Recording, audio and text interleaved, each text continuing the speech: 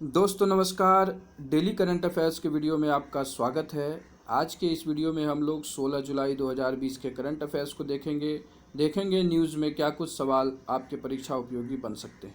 Video शुरू करने से पहले चैनल पर पहली बार आए हैं तो इसे सब्सक्राइब करिए, साथ ही साथ बेल आइकन को प्रेस करिए ताकि मेरे द्वारा बनाए गए इन उपयोगी वीडियो का सीरीज़ आपके पास सबसे पहले पहुँचे।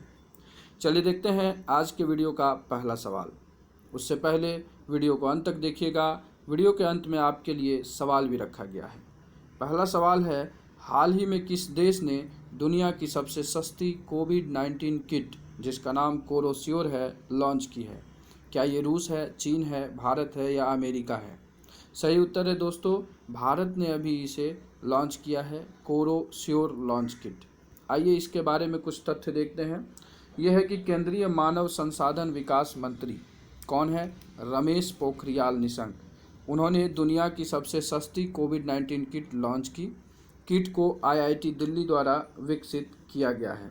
तो इस डिस्कशन में 3 सवाल आपको यहीं बन गए कि इस किट को लॉन्च किसने किया? तो एमएचआरडी मंत्री ने लॉन्च किया।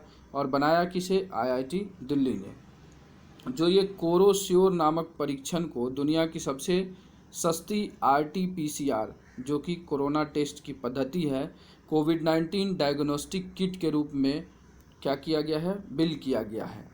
अब इसका जो मूल्य है वो 399 रुपये है, मतलब ये सबसे सस्ती किट है। और किट बनाने के लिए करीब 10 कंपनियों को लाइसेंस दिए गए हैं और किट तैयार करने की तकनीक आईआईटी दिल्ली द्वारा कंपनियों को हस्तांतरित की जानी है। अब आप देख सकते हैं ये है रमेश पोखरियाल निशंक और इनके बगल में आपको दिख रहा है ये कोरोश्योर कोरोना टेस्टिंग किट। आगे देखते हैं इस किट के बारे में। तो जो Indian council of medical research है आईसीएमआर, उसके अनुसार किट की जगह पर भारत की प्रशिक्षण क्षमता जो है 20 लाख प्रतिदिन तक की जानी है। मतलब कि अभी वर्तमान में जो है 3 लाख परीक्षण भारत कर रहा है प्रतिदिन, और इस किट के आने से क्या हो जाएगा? 20 लाख प्रतिदिन जो है टेस्टिंग होने लगी और परीक्षण की लागत तो कम हो ही जाएगी, क्योंकि आप देख रहे हैं 399 रुपये का यह किट है। जहां कोरोना जांच के लिए कभी 4,500 रुपये तक का टेस्ट लग रहा था, वहां यह काफ़ी जो है सस्ती हो जाएगी। और इस किट से भारत अपने आत्मनिर्भर भारत के अभियान में भी उसे मदद मिलेगी, क्योंकि यह सस्ता किट है और इसे क्या किया जाएगा? एक्सपोर्ट किया जाएगा। और जैसे ही एक्सपोर्ट किया जाएगा तो भारत का जो है व्यापार बढ़ेगा और भारत सुदृढ़ स्थिति में पहुंचेगा। तो ये हम लोगों ने देखा कोरोश्योर के बारे में। चलते हैं दूसरे सवाल पर। हाल ही में भारत का पहला ट्रांसशिपमेंट हब कहाँ बनाया गया है? ट्रांसशिपमेंट हब क्या होता है आगे मैं आपको इसके बारे में बताऊंगा। क्या तमिलनाडु में, केरल में, आंध्र प्रदेश में या उड़ीसा में? सही उत्तर है दोस्तों, केरल में जो है पहला ट्रांसशिपमेंट हब बनाया गया है। तो देखते हैं, ये है चित्र आप देख रहे हैं ट्रांसशिपमेंट, यही है ट्रांसशिपमेंट हब। नौवहन राज्य मंत्री श्री मनसुख मंडाविया ने कोचीन में वल्लरापदम टर्मिनल की विकास गतिविधियों की समीक्षा की और टर्मिनल भारत के पहले ट्रांसशिपमेंट हब को समायोजित करता है। अब मैं आपको बताऊंगा कि ट्रांसशिपमेंट हब होता क्या है। एक ट्रांसशिपमेंट हब क्या होता है? कंटेनरों को संभालता है और उन्हें अस्थायी रूप से संग्रहित करता है। बाद में यह आगे जो गंतव्य स्थान जहां जाना है उस जहाज़ों पर यह इसे स्थानांतरित कर देता है। जैसे कि ये मानिए कि आपका समुद्र है और इस जगह पर जो है ट्रांसशिपमेंट यहाँ पर बना दिया जाता है। पीछे मैंने आपको चित्र में दिखाया था। तो ये देखिए ये समुद्र है और यहाँ पर ये प्रोसेस है जाने का ट्रांसशिपमेंट, और ये सारी चीज़ें जो है शिपमेंट यहाँ पर रुकी हुई हैं, उन्हें जमा करके रखा गया है। जैसे जैसे उनका नंबर आएगा उसे भेजा जाएगा। अब क्या है, कोचीन का बंदरगाह वल्लरपादम टर्मिनल जहां यह हब स्थित है दक्षिण भारत के लिए सबसे पसंदीदा गेटवे है और दक्षिण एशिया के लिए एक प्रमुख ट्रांसशिपमेंट हब भी है। अब इस कोचीन को ही, मतलब केरल के कोचीन पोर्ट ट्रस्ट को ही क्यों चुना गया? यह इसलिए चुना गया क्योंकि वो सारे अंतर्राष्ट्रीय बंदरगाहों से जो है निकट है, सबसे निकट है, और वहाँ फीडर करने में, मतलब कि सामानों को जमा करने में आसानी होगी, इसलिए उसे चुना गया है। चलिए देखते हैं आगे। तीसरा, एडीबी बैंक के नए उपाध्यक्ष किसे बनाया गया है।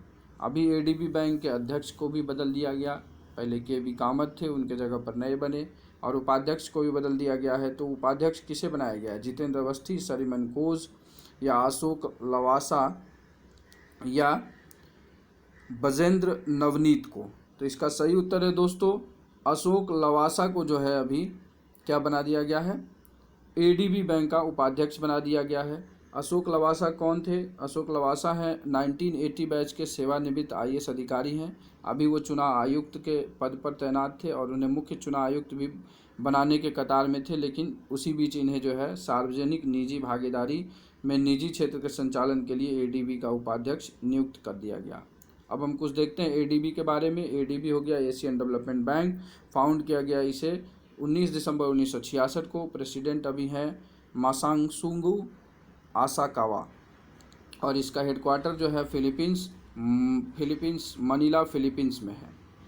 ये हम लोगों ने देखा एडीबी बैंक के नए उपाध्यक्ष के बारे में। चौथा सवाल, विश्व युवा कौशल दिवस कब मनाया जाता है, क्या 13 जुलाई, 14 जुलाई, 15 जुलाई या 16 जुलाई। इसे जो है 15 जुलाई को मनाया जाता है। अब ये विश्व युवा कौशल दिवस जो है हर साल 15 जुलाई को मनाया जाता है। यह दिन युवाओं को रोजगार, उद्यमिता और अच्छे काम के कौशल से लैस करने के महत्व को पहचानने के लिए मनाया जाता है। इस वर्ष का जो थीम था वो था स्किल फॉर रेजिलिएंट यूथ। याद रखिएगा, ये सवाल आपको आने वाले एग्जाम में ज़रूर दिखेंगे, skill for a resilient youth. आगे चलते हैं, ये आप देख सकते हैं skill for a resilient youth, world youth skill day, जो कि 15 जुलाई 2020 को मनाया गया। पृष्ठभूमि में आप जानते हैं कि यह दिवस जो है मनाया क्यों जाता है। यह दिवस संयुक्त राष्ट्र द्वारा अन्य विश्व संगठनों के साथ मनाया जाता है। इस दिन से संबंधित कार्यक्रम यूनेस्को और आईएलओ द्वारा आयोजित किया जाता है। मतलब दो संस्था इसमें शामिल हुई, यूएन की, यूनेस्को और आईएलओ। यूनेस्को का फुल फॉर्म आप कमेंट बॉक्स में बताएंगे, वैसे आगे इसको वीडियो में ही जिक्र किया गया है। तो आईएलओ द्वारा आयोजित किया जाता है। यह दिन जो है मुख्य उद्देश्य क्या है, युवाओं के लिए बेहतर सामाजिक आर्थिक परिस्थितियों को प्राप्त करना। इसमें बेरोजगारी और रोजगार के तहत चुनौतियां भी शामिल हैं। अब संयुक्त राष्ट्र के बारे में जानें। संयुक्त राष्ट्र 2014 के बाद से इस दिन को चिन्हित करने का निर्णय लिया। श्रीलंका ने G17 और चीन की सहायता से दिसंबर 2018 में एक प्रस्ताव पारित किया, और तभी से जो है 15 जुलाई को विश्व युवा कौशल दिवस के रूप में मनाया जा रहा है। भारत का क्या है योगदान, भारत में कौशल विकास और उद्यमिता मंत्रालय ही काम करता है, और वही विश्व युवा कौशल दिवस मनाने के लिए एक डिजिटल कॉन्क्लेव का आयोजन किया है। पीएम मोदी ने उसे संबोधित भी किया था। हम लोगों ने ये देखा विश्व युवा कौशल दिवस के बारे में। चलते हैं अगले सवाल पर। हाल ही में किस देश को वार्षिक मालाबार नौसैनिक अभ्यास में शामिल करने का निर्णय लिया गया है। क्या ये अफगानिस्तान है, सिंगापुर है, ऑस्ट्रेलिया है या साउथ कोरिया है। सही उत्तर है दोस्तों ऑस्ट्रेलिया। वैसे ऑस्ट्रेलिया अभी नॉन परमानेंट मेंबर के तौर पर जो है शामिल होता था, लेकिन अब उसे परमानेंट मेंबर के लिए भारत ने प्रपोज्ड किया है। देखते हैं। मालाबार नौसैनिक अभ्यास 3 देशों का अभ्यास है, संयुक्त राज्य अमेरिका, जापान और भारत। यह एक त्रिपक्षीय क्या है, नौसेना अभ्यास है। सवाल यहाँ से भी बनेंगे। मूल रूप से 1992 में भारत और संयुक्त राज्य अमेरिका ने इसे द्विपक्षीय रूप में शुरू किया था, लेकिन 2015 में जापान इसमें अस्थायी भागीदार के रूप में शामिल हो गया। गैर अस्थायी भागीदार में ऑस्ट्रेलिया और सिंगापुर इसमें शामिल हैं, इसलिए इसे ऑप्शन में लिया गया है। और वार्षिक मालाबार श्रृंखला की शुरुआत 1992 में हुई। इसमें विभिन्न गतिविधियां शामिल हैं, लड़ाकू विमान संचालन से लड़ाकू विमान अभियानों से लेकर समुद्री अंतर जनपदीय संचालन अभ्यास शामिल है। तो भारत ने अभी इनिशिएटिव लिया है क्या, कि Malabar Naval exercise boosting Indo Pacific alignment.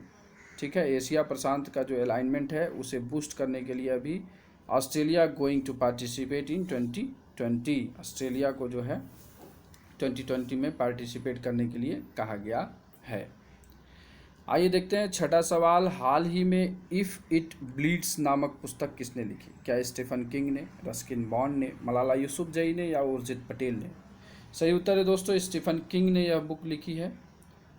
और आप देख सकते हैं ये हैं स्टीफन किंग और इन्होंने पुस्तक लिखी है इफ़ इट ब्लीड्स। अभी एक और बुक चर्चा में है रस्किन बॉन्ड की, जो है a song of India. A song of India पुस्तक जो है ये रस्किन बॉन्ड ने लिखी है, इसे भी आप याद रखिए। इन दोनों में से कोई सवाल आपको आगे दिख भी सकते हैं किसी भी एग्ज़ाम में। अगला सवाल, हाल ही में चर्चा में रहा शब्द इनग्यूनिटी या इंजेन्यूटी कहिए, ये क्या है? क्या ये एक मिसाइल है, जेट विमान है, हेलीकॉप्टर है या मोबाइल ऐप है? इस तरह के सवाल पीसीएस लेवल, यूपीएससी लेवल पर पूछे जाते हैं। तो इसका सही उत्तर क्या है दोस्तों? इसका सही उत्तर है ये एक हेलीकॉप्टर है। कैसा हेलीकॉप्टर है उस तथ्य को देखते हैं। तो इंजेन्यूटी जो है एक रोबोट हेलीकॉप्टर है। क्या है? एक रोबोट हेलीकॉप्टर है। यह नासा के मंगल मिशन 2020 में तैनात किया जाना है। मंगल मिशन जो है 30 जुलाई 2020 को लॉन्च किया जाना है नासा का। मिशन से जुड़ा हुआ हेलीकॉप्टर क्या यह जांच करेगा कि मंगल पर स्थितियां विमानन को कैसे प्रभावित करती हैं। मतलब कि हम अगर मंगल पर विमानन सुविधा शुरू करते हैं तो ये अभी रोबोटिक है। अगर हम फिजिकली जब जिस तरह एयर इंडिया हुआ ये सारी चीज़ें उड़ने लगेंगी तो किस तरह से वो क्या क्या प्रतिकूल प्रभाव डालती है, तो उसका जांच कर लेगी ये। इंजेन्यूनिटी जो है एक प्रौद्योगिकी प्रदर्शन है। यह किसी दूसरे ग्रह पर नियंत्रित उड़ान करने वाला पहला विमान है। तो ये सारी चीज़ें जो है पहले सभी जगह पहला वर्ड यूज हुआ है, इसलिए इम्पॉर्टेंट बन जाता है। अब हम मंगल मिशन 2020 के बारे में देख लें। तो मंगल मिशन क्या है? मंगल पर रहने योग्य स्थितियों के संकेत को खोजेगा। यह पिछले माइक्रोबियल जीवन के जैव हस्ताक्षरों की भी खोज करेगा। मिशन नासा के मंगल अन्वेषण कार्यक्रम का एक हिस्सा है और मिशन एक दृढ़ता रोवर भी ले जाएगा। एक रोवर ले जाएगा जिससे कि वहाँ की सारी चीज़ों को वो नोटिस भी करेगा। तो ये हम लोगों ने देखा इंजेन्यूटी के बारे में। आप देख सकते हैं चित्र में, यही है वो हेलीकॉप्टर, मार्स हेलीकॉप्टर। अगला सवाल चलते हैं। हाल ही में गूगल ने भारत में कितने निवेश की घोषणा की है? $5 बिलियन, $10 बिलियन, $15 बिलियन या $20 मिलियन? इस प्रश्न का सही उत्तर है $10 बिलियन। गूगल की पेरेंट कंपनी अल्फ़ाबेट के सीईओ सुंदर पिचाई ने हाल ही में $10 बिलियन के इंडिया डिजिटलाइजेशन फंड की शुरुआत की घोषणा की है। यह Google for India virtual live stream event में घोषित किया गया था, जो भारत की डिजिटल अर्थव्यवस्था को गति देने पर केंद्रित है। इस पहल के माध्यम से गूगल अगले 5 से 7 वर्षों में भारत में लगभग 75,000 करोड़ रुपए का क्या करेगा? निवेश करेगा। तो इसके बारे में और कुछ देखते हैं गूगल के बारे में। तो गूगल क्या है? गूगल एक अमेरिकी टेक कंपनी है। स्थापना 4 सितंबर 1998। संस्थापक कौन थे? लैरी पेज और सेर्गे बिन द्वारा किया गया था। वर्तमान में गूगल की पेरेंट कंपनी अल्फ़ाबेट है और उस अल्फ़ाबेट के सीईओ कौन है? भारतीय मूल के सुंदर पिचाई हैं। गूगल में 1 लाख से अधिक कर्मचारी काम करते हैं और गूगल के मुख्य उत्पाद हैं, जिसमें कि आप जहां वीडियो देख रहे हैं अभी, जिस माध्यम से मैं आपको नॉलेज शेयर कर रहा हूं, वो है यूट्यूब और गूगल सर्च इंजन। बहुत सारी इसके Google blogger, drive, maps, Gmail, Google play, ये सारी चीज़ें इसके क्या हैं? मुख्य उत्पाद हैं। अभी यहीं पर एक सवाल मैं आपको बता दूं कि गूगल प्लस एक जो पोर्टल था गूगल प्लस करके, इसे क्या कर दिया है गूगल ने? इसका नाम चेंज करके अभी कर दिया है गूगल करेंट कर दिया है। तो ये भी एक सवाल यहाँ पर आपको बता दिया मैंने, गूगल करेंट उसे कर दिया है। ये हम लोगों ने देख लिया गूगल कितना जो है भारत में अभी डिजिटलाइजेशन के लिए निवेश करेगा। अगले सवाल पे चलते हैं। यूनिसेफ ने कमज़ोर आबादी का समर्थन करने के अभियान के लिए किसके साथ समझौता किया है? क्या नीति आयोग, फिक्की, एसबीआई या गूगल के साथ? इस प्रश्न का सही उत्तर है दोस्तों फिक्की के साथ अभी यूनिसेफ ने समझौता किया है। क्या समझौता किया है? तो यूनिसेफ ने सबसे कमज़ोर आबादी और बच्चे का समर्थन करने के लिए एक अभियान जिसका नाम #रीइमेज रखा है, शुरू करने के लिए व्यापार निकाय फिक्की के साथ अपनी साझेदारी की घोषणा की। फिक्की और यूनिसेफ संयुक्त रूप से इंटरनेशनल चैम्बर ऑफ कॉमर्स और यूनिसेफ द्वारा तैयार किए गए दस्तावेज के आधार पर एक कार्य योजना पर काम करेंगे और फिक्की के आर्थिक विकास फाउंडेशन, जिसको SEDF कहते हैं, उसे धन जुटाने, कमज़ोर लोगों तक पहुंचाने और सहायता प्रदान करने के लिए तैनात किया जाएगा। तो हम लोगों ने इस प्रश्न में दो संस्थाएं देखी, एक यूनिसेफ और एक फिक्की। दोनों के बारे में आगे मैं आपको बताता हूँ। फिक्की का full form federation of Indian chambers of commerce and industry है। ये क्या है? भारत का सबसे बड़ा और सबसे पुराना व्यापारिक संगठन है। यह गैर सरकारी और एवं गैर लाभकारी संगठन है। ठीक है। इसकी स्थापना 1927 में घनश्याम दास बिड़ला ने की थी। मुख्यालय नई दिल्ली में है। इसका उद्देश्य भारतीय उद्योग की कुशलता और प्रतिस्पर्धा में वृद्धि करना है और इसके अतिरिक्त यह घरेलू व विदेशी मार्केट में व्यापारिक अवसरों के विस्तार करने के लिए भी कार्य करता है। अब आते हैं यूनिसेफ के बारे में। United Nations Children's Emergency Fund, ये बाल अधिकारों के लिए संयुक्त राष्ट्र की एजेंसी है। स्थापना 11 दिसंबर 1946 को। मुख्यालय अमेरिका के न्यूयॉर्क में स्थित है और वर्तमान में यूनिसेफ के अध्यक्ष तोरे हेट्रेम हैं और यह संस्था विश्व भर में बच्चों की शिक्षा, स्वास्थ्य तथा कल्याण के लिए कार्य करती है। तो आप सभी से रिक्वेस्ट ये है कि आप डिस्कशन को ध्यान से सुनिए। सवाल तो एक जरिया है आपके तहत उस डिस्कशन को कन्वे करने का। डिस्कशन में जो सारी चीज़ें बताई जाती हैं उसे ध्यान से सुनिए, सवाल वहाँ से भी बनेंगे। चलते हैं अब अगले सवाल पर। हाल ही में किसने वॉन करमन 2020 पुरस्कार जीता है? क्या ये अमित शाह हैं, डॉक्टर के सिवान हैं, टेसी थॉमस हैं या के कस्तूरी रंजन हैं? सही उत्तर है दोस्तों, डॉक्टर के सिवान को अभी इस पुरस्कार के लिए यह पुरस्कार उन्होंने जीता है। कुछ बैकग्राउंड देखें तो भारतीय अंतरिक्ष अनुसंधान संगठन के जो अध्यक्ष हैं, मतलब इसरो के जो अध्यक्ष हैं, उन्हें यह पुरस्कार जो है वॉन करमन 2020 पुरस्कार के लिए नामित किया गया है। उनका पूरा नाम डॉक्टर कैलासादिवु सिवान है। यह पुरस्कार international academy of astronautics IAA द्वारा गठित किया गया था और मार्च 2021 में पेरिस में जो है यह पुरस्कार उन्हें दिया जाएगा। इसका नाम एरोस्पेस इंजीनियर और वायुगतिकी विशेषज्ञ थियोडोर वॉन करमन, आप देख सकते हैं वॉन करमन नाम है, थियोडोर वॉन करमन के नाम पर रखा गया है। के सिवान जो है वो कस्तूरी रंजन, UR राव के बाद यह पुरस्कार पाने वाले तीसरे भारतीय हैं। ठीक है, तो तीनों नाम यहाँ याद रखिएगा, तीनों काफ़ी इम्पॉर्टेंट है। अब आपको यहाँ बता दें कि इनमें जितने भी लोग यहाँ पर दिखे हैं आपको, के सिवन हुए, टेसी थॉमस हुए, कस्तूरी रंजन हुए, इसमें से 2 लोगों के साथ मैंने काम भी किया है। चलिए देखते हैं 11वां सवाल। हाल ही में किसने डिजिटल चौपाल की शुरुआत की है? क्या ये RBI है, नाबार्ड है, सिडबी है या SBI है? सही उत्तर है दोस्तों, नाबार्ड ने अभी डिजिटल चौपाल की शुरुआत की, मतलब डिजिटल चौपाल लगाया। किस लिए लगाया, क्या क्या घोषणा हुई, उसके बारे में देखते हैं। National Bank for Agriculture and rural development NABARD ने अपने 39वें स्थापना दिवस को चिन्हित करने के लिए अपना पहला डिजिटल चौपाल आयोजित किया। डिजिटल चौपाल क्या है? एक वीडियो कॉन्फ्रेंस के रूप में आयोजित किया गया जिसमें नाबार्ड द्वारा शुरू की गई सारी परियोजनाएं, जो अलग अलग परियोजनाएं हैं, उसके प्रतिभागियों ने भाग लिया ताकि वे उन परियोजनाओं के बारे में अपने अनुभव को साझा कर सकें जिसमें वे शामिल हैं। आप देख सकते हैं ये है नाबार्ड का logo, National Bank for Agriculture and rural Development, agriculture and rural development. अब जो है इस डिजिटल चौपाल में घोषणा क्या क्या हुई? इस डिजिटल चौपाल सत्र में क्या हुआ, नाबार्ड ने बैंकों और वित्तीय संस्थानों के लिए 5,000 करोड़ रुपए की पुनर्वित्त योजना की भी घोषणा की। इस पुनर्वित्त योजना के साथ इसके अलावा जो है विकास वित्त संस्थान का लक्ष्य 2150 वाटरशेड विकास परियोजनाओं के लाभार्थी को वित्त प्रदान करना है। प्राथमिक कृषि साख समितियों को PACS को बहु सेवा केंद्रों में बदलने के लिए 5,000 करोड़ रुपए का एक काम सौंपा गया है। यहाँ से भी सवाल बन सकता है कि नाबार्ड ने अभी PACS को बहु सेवा केंद्र में बदलने के लिए कितने रुपए की देने की घोषणा की है या समर्थन देने की घोषणा की है, तो 5,000 करोड़ रुपए।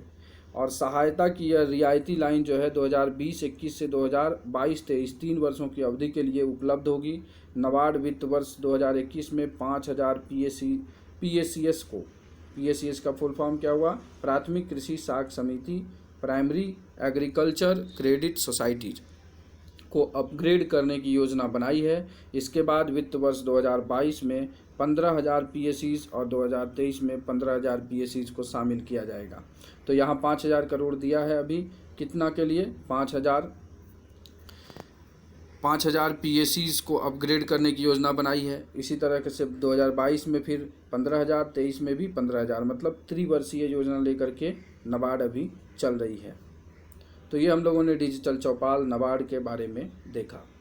चलते हैं 12वें सवाल। हाल ही में ब्लूमबर्ग बिलियनियर के दुनिया के सबसे अमीर व्यक्तियों की सूची में मुकेश अंबानी किस स्थान पर पहुंच गए हैं? ये 6ठे, 7वें, 8वें या 9वें? सही उत्तर है दोस्तों, ये 6ठे स्थान पर पहुंच गए हैं। और आप देख सकते हैं ये हैं रिलायंस इंडस्ट्री लिमिटेड, मुकेश अंबानी। वैसे इस तरह के सवाल नहीं पूछे जाएंगे क्योंकि लिस्ट हमेशा अपडेट हो जाता है, शायद संजोग आपको कहीं पूछा जाए, इसलिए इस सवाल को कवर कर लिया गया है। चलते हैं 13वां सवाल। हाल ही में अथॉरिटी ऑफ एडवांस रूलिंग ने अल्कोहल बेस्ड हैंड सैनिटाइजर पर कितना GST लगाने की घोषणा की है? GST के चारों स्लैब यहाँ दिए गए हैं, आप उसमें सही उत्तर चुनें। क्या 0%, 5%, 18% या 28%? सही उत्तर है दोस्तों 18% GST लगाने की जो है अभी हैंड सैनिटाइजर पर किसने? AAR authority of advance ruling ने घोषणा की है। चलते हैं आज के वीडियो के सेकेंड लास्ट सवाल, 14वां सवाल। हाल ही में किसने स्टार्टअप का समर्थन करने के लिए डेमो डेज पहल की शुरुआत की थी? डेमो डेज पहल की शुरुआत की थी। क्या ये PMO है, RBI है, नीति आयोग है या उद्योग मंत्रालय है? सही उत्तर है दोस्तों नीति आयोग ने जो है इसकी पहल की शुरुआत की थी। नीति आयोग के कौन सी संस्था? अटल इनोवेशन मिशन ने कोविड-19 डेमो डेज पहल की श्रृंखला का समन्वय और समापन किया। यह पहल उन आशाजनक स्टार्टअप्स की पहचान करेगी, या उन्होंने पहचान किया जिसमें कोविड-19 नवाचारों की क्षमता है। इस पहल के तहत व्यक्तिगत सुरक्षा उपकरणों, PPE किट जिसको कहते हैं, चिकित्सा उपकरण, प्रौद्योगिकी समाधानों तत्पर 9 डेमो डेज आयोजित किए गए थे। लगभग 70 स्टार्टअप्स को पहल के तहत शॉर्टलिस्ट किया गया था और ये स्टार्टअप फंडिंग, सप्लाई चेन और लॉजिस्टिक और विनिर्माण क्षमताओं तक पहुंच के रूप में समर्थन प्राप्त करेंगे। अब इस डेमो डेज का लाभ क्या होगा? लाभ ये है कि इस पहल में 50 से अधिक स्टार्टअप्स से जुड़े 340 कनेक्शन बनाने में मदद की है और इसने व्यवसायीकरण में आने वाली बाधाओं को दूर करने में मदद की। इसके सुधार के लिए भी सुझाव दिए गए। अब हुआ क्या कि डेमो डेज के तहत मानिए ये 9 दिन का कार्यक्रम चला, आपको कुछ टारगेट्स दिए गए, सारे स्टार्टअप्स आकर के अपना अपना यहाँ पर हुनर दिखाए। तो इससे क्या हो गया कि जो मिनिस्ट्री काम कर रही है उसे बना बनाया सब कुछ मिल गया। क्षमता निर्माण जो है, विनिर्माण क्षमता में आसानी से बढ़ोतरी की जाएगी। इनमें जिन्होंने अच्छा परफॉर्मेंस किया उसे चुन लेंगे वो और उनसे प्रोडक्शन करवाएंगे, जिससे कि एक्सपोर्ट बढ़ेगा। साथ ही साथ भारत में जो उपयोग के लिए सामान होंगे तो डिमांड आएगा। तो जब तक सप्लाई नहीं होगा तो डिमांड आएगा नहीं, तो डिमांड के लिए भी वृद्धि करेगा। चलते हैं आज के वीडियो के अंतिम सवाल पर। 10वें दादा साहब फाल्के फिल्म फेस्टिवल 2020 के दौरान सर्वश्रेष्ठ शॉर्ट डॉक्यूमेंट्री का पुरस्कार किसने जीता? क्या ये सत्य अथिंकड़न है या TN सीताराम है या गिरीश कासारवल्ली है या केजंग डी थोंगडोंग है? सही उत्तर है दोस्तों option number D, Kejang D थोंगडोंग ने इसे जीता है। किस लिए? उनकी जो शॉर्ट फिल्म ची लूपो है उसके लिए उन्हें दिया गया है। चित्र में आप देख सकते हैं केजंग डी थोंगडोंग अरुणाचल प्रदेश के फिल्म मेकर हैं। इन्होंने 10th Dada Saheb Phalke film festival best documentary ची लूपो के लिए दिया गया है। तो ये था आज का वीडियो। आपको यह वीडियो कैसा लगा लाइक करके ज़रूर बताइएगा, अपने दोस्तों के बीच शेयर भी ज़रूर करिएगा। अब चलते हैं, कल मैंने आपसे सवाल पूछा था, हाल ही में किस राज्य ने रोको टोको अभियान चलाया? सभी लोगों ने सही उत्तर दिया, मध्य प्रदेश इसका सही उत्तर है। आगे चलते हैं, आज के लिए सवाल आपके लिए है, हाल ही में शुद्ध नामक UV सैनिटाइजिंग डिवाइस किसने विकसित की है? क्या ये IIT Madras, IIT Delhi, IIT Kanpur या IIT बॉम्बे है? इसका उत्तर आप कमेंट बॉक्स में डिटेल एक्सप्लेनेशन के साथ लिखिएगा। वीडियो आज कुछ देरी से आया, कुछ व्यक्तिगत कारण से, लेकिन उसे अवॉइड करिएगा। आप अच्छे से तैयारी करते रहिए और वीडियो पर रोज़ बने रहिए। अगर आपको वीडियो अच्छा लगा हो लाइक शेयर करिएगा, साथ ही साथ पहली बार आए हैं तो सब्सक्राइब करिएगा। And at last Thanks for watching this video.